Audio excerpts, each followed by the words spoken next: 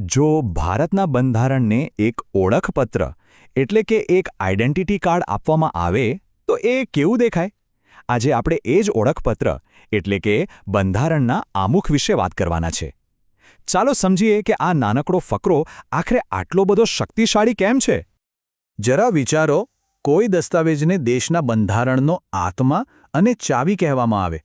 આમુખ એ માત્ર એક પ્રસ્તાવના નથી, એ તો બંધારણનું હૃદય છે, જે તેના દરેક પાસાને સમજવા માટેની ચાવી પૂરી પાડે છે. ખરેખર આ શબ્દો જ એનું સાચું મહત્વ સમજાવી દે છે. તો આજના આ વિશ્લેષણમાં આપણે મુખ્યત્વે 5 મુદ્દાઓ પર નજર કરીશું. આમુખને બંધારણનો આત્મા કેમ કહેવાય છે, એનો જન્મ અને પ્રેરણા ક્યાંથી મળી, એમાં લખાયેલા શક્તિશાળી શબ્દોનો અર્થ શું છે, એમાં થયેલો એકમાત્ર સુધારો કયો હતો, અને છેલ્લે એની અસલી તાકાત શું છે. તો ચાલો શરૂ કરીએ પહેલા વિભાગથી. આપણા બંધારણના ઘડવૈયાઓ માટે આમુખ માત્ર કાગળનો ટુકડો ન હતો. એમણે તો એને અલગ અલગ નામોથી નવાજ્યું હતું. ચાલો જોઈએ કે એમણે શું કહ્યું. જુઓ, દરેક નેતાની નજરમાં એનું મહત્વ અલગ અલગ હતું. જેમ કે ઠાકુરદાસ ભાર્ગવ માટે એ બંધારણનો આત્મા હતો, તો ક.મા. મુનશી માટે એ દેશના ભવિષ્યની રાજકીય કુંડળી હતી. આના પરથી જ ખ્યાલ આવે છે કે આમુખ કેટલું બહુપરિમાણીય છે. તો હવે સવાલ એ છે કે આટલો મહત્વપૂર્ણ દસ્તાવેજ બન્યો કેવી રીતે?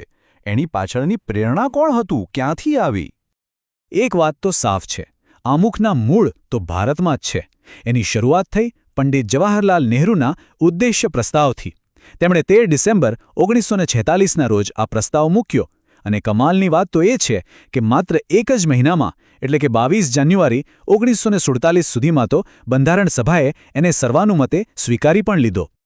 જો કે એનો પાયો ભારતીય હતો, પણ એની પ્રેરણા આંતરરાષ્ટ્રીય હતી. બંધારણની શરૂઆતમાં એક આમુખ હોવું જોઈએ, આ જે આઈડિયા છે એ અમેરિકાના બંધારણમાંથી લેવામાં આવ્યો.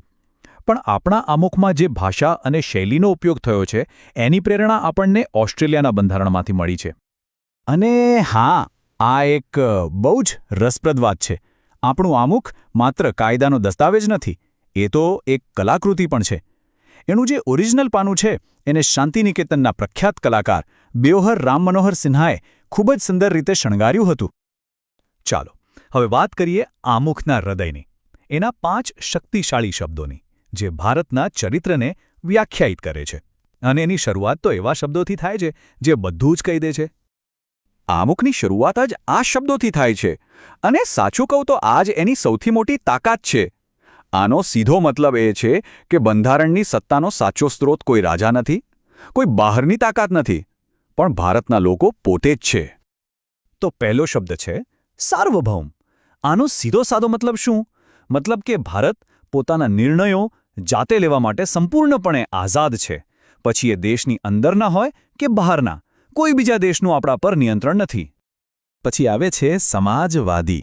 હવે ભારતના સંદર્ભમાં આનો અર્થ એ છે કે દેશની સંપત્તિનું યોગ્ય વિતરણ થાય અને સમાજમાં જે આર્થિક અને સામાજિક ભેદભાવ છે એને ઘટાડવાનો પ્રયત્ન થાય.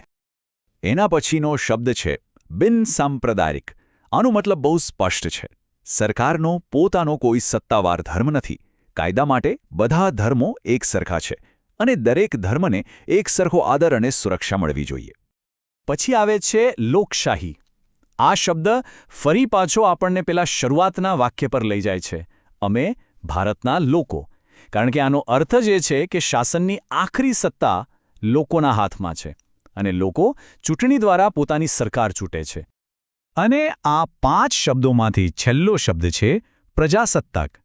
આનો મતલબ એ છે કે આપણા દેશના જે સર્વોચ્ચ વડા છે એટલે કે રાષ્ટ્રપતિ, એ કોઈ રાજા મહારાજાઓના વંશજ નથી. એમની પણ ચૂંટણી થાય છે, ભલે પરોક્ષ રીતે હોય. ચલો હવે આમુખના ઇતિહાસના એક બહુ જ મહત્વના મુદ્દા પર આવીએ. એક સવાલ થાય કે શું આમુખમાં ક્યારે ફેરફાર થયો છે? તો જવાબ છે હા, પણ માત્ર એક જ વાર. જી હા, ભારતીય બંધારણના આટલા લાંબા ઇતિહાસમાં આમુખમાં ફક્ત અને ફક્ત એક જ વાર સુધારો થયો છે. આ વાત જ એની સ્થિરતા અને એનું મહત્વ બતાવે છે. તો સ્વાભાવિક છે કે સવાલ થાય કે એ ઐતિહાસિક સુધારામાં એવું તો શું બદલાયું?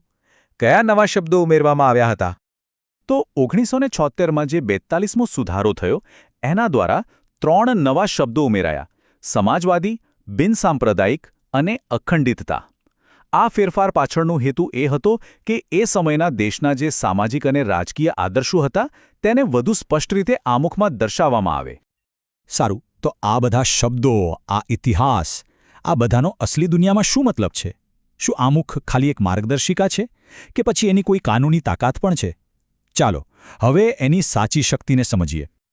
આ એક એવો સવાલ છે જેના પર આપણા ન્યાયતંત્રમાં વર્ષો સુધી ચર્ચાઓ ચાલી. સવાલ બહુ સીધો હતો: શું આમુખ બંધારણનો ભાગ છે કે નહીં? અને આનો જવાબ મળ્યો એકદમ સ્પષ્ટપણે: હા. 1973નો જે ઐતિહાસિક કેસ છે, કેશવાનંદ ભારતી વિરુદ્ધ કેરળ રાજ્ય, એમાં સુપ્રીમ કોર્ટે બધી જ શંકાઓ દૂર કરી દીધી. કોર્ટે કહ્યું કે આમુખ બંધારણનો જ એક અતૂટ હિસ્સો છે. અને બસ આ નિર્ણય પછી આ ચર્ચા પર હંમેશા માટે પૂર્ણવિરામ મુકાઈ ગયું. પણ અહીંયા એક બહુ જ રસપ્રદ કાનૂની વાત છે. આમુખ નોન જસ્ટિસિએબલ છે. એટલે કે શું? એટલે કે ખાલી આમુખના આધારે કોર્ટમાં જઈને કોઈ કેસ જીતી ન શકાય. તો પછી સવાલ થાય કે એની શક્તિ ક્યાં છે? એની શક્તિ એક દીવાદાંડી જેવી છે, જે વહાણને સીધું કિનારે નથી લાવતી પણ અંધારામાં રસ્તો ચોક્કસ બતાવે છે. બસ એ જ રીતે જ્યારે પણ કોઈ કાયદાનો અર્થ સ્પષ્ટ ન હોય ત્યારે જજ આમુખમાંથી માર્ગદર્શન લે છે. તો આખી વાત આપણને એક અંતિમ અને બહુ ઊંડા સવાલ પર લાવીને મૂકી દે છે. જો આમુખને સીધું કોર્ટમાં લાગુ ન કરી શકાય તો પછી એની અસલી તાકાત છે શું? કદાચ એની સાચી શક્તિ એના શબ્દોમાં નહીં પણ એની ભાવનામાં છે. એ શક્તિ છે ભારતના દરેક કાયદાને દિશા આપવાની, એના અર્થઘટનને આકાર આપવાની અને આવનારી પેઢીઓ માટે એક માર્ગદર્શક બની રહેવાની.